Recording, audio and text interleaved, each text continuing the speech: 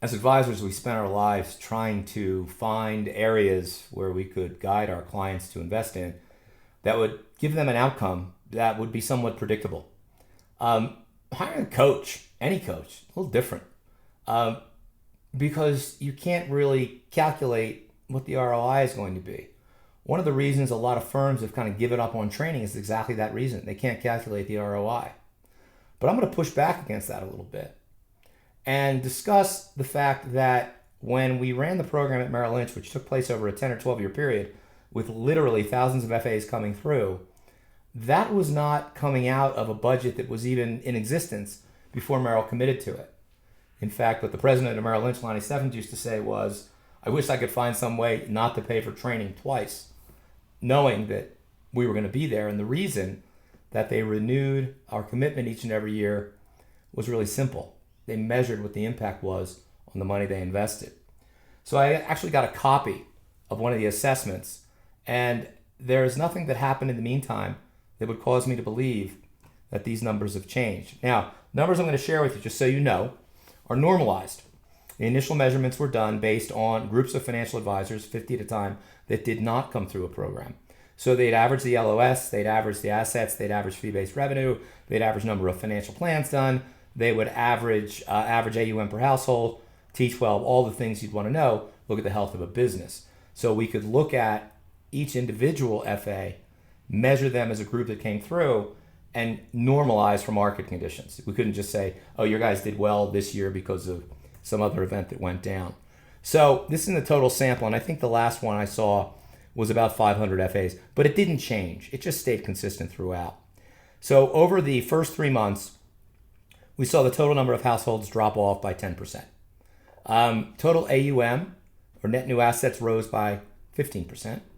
Total fee-based revenue was up about 10%. T12 at a 3-month level was tracking on average at about a 12% increase. Keep in mind, guys, these are large samples we looked at. 6 months, look at the same numbers. 6 months, we were down another 15% in accounts, up 25% from the start in AUM and net new, essentially tracking at a 25% increase, again, over and above the control groups, and T12, 22%, up. 12 months, minus 18. In other words, you had 18% less clients than you did at that point. Actually, these are cumulative numbers on clients, so overall, you're down 10%, then another 15, 18, and 10 from that remaining number. It's the only one I really did that with. The rest of them were all at the baseline. So let's just look at 18 months. Average FA was overall down in household almost 50%, in many cases quite over 50%. Why? Because they weren't productive. They were open for whatever reason, probably just to make either some sort of contest hurdle or because they just needed the new households. But the T12 number at 12 months and 18 months is the one I point to and I'm most pleased with, as well as the increase in fee-based revenue. So to put some more heat on that, let's look at a typical LOS 14 FA that attended.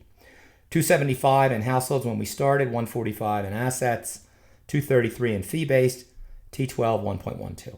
You can see the breakpoints here, but let's go out to the average performance for 18 months. Assets close to double. Again, the average.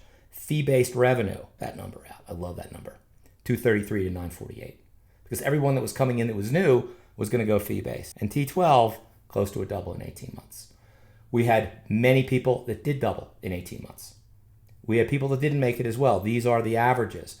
But I can tell you, on average, the people I'm working with right now, once they understood what they learned initially when they came through a program more decades ago than I care to remember, they just optimized it and kept it going.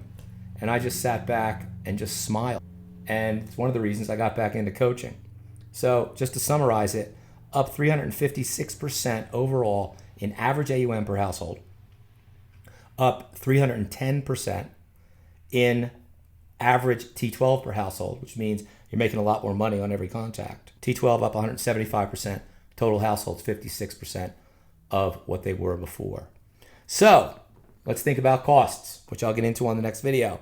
But let's assume you engage me for 2 months. I'm going to charge you $12,500. You're kind of an average FA. You kind of look like this person. If you follow along with what I'm going to ask you to do and it doesn't work, A, I will figure out why, because it means you didn't do what I asked you to do. And B, I would like you to send your money back because I haven't had it not work. Average FA at the 3-month period is going to see an increase. If they start with 1.1 million in D12, they're going to be up 134,000. You can again ratio the numbers any way you want.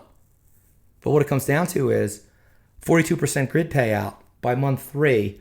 The investment you're going to have with me over the first 2 months of that is a 4.5x return on your investment. You ask your clients to invest with you all the time. How much do you invest in yourself? And when's the last time you saw someone that can sit here and basically say, with the highest degrees of probability, if you hire me, you're going to have a 4.5x return on the money you spend. Oh, you're going to be happier and you're going to work less. I got to mention that too. Thanks.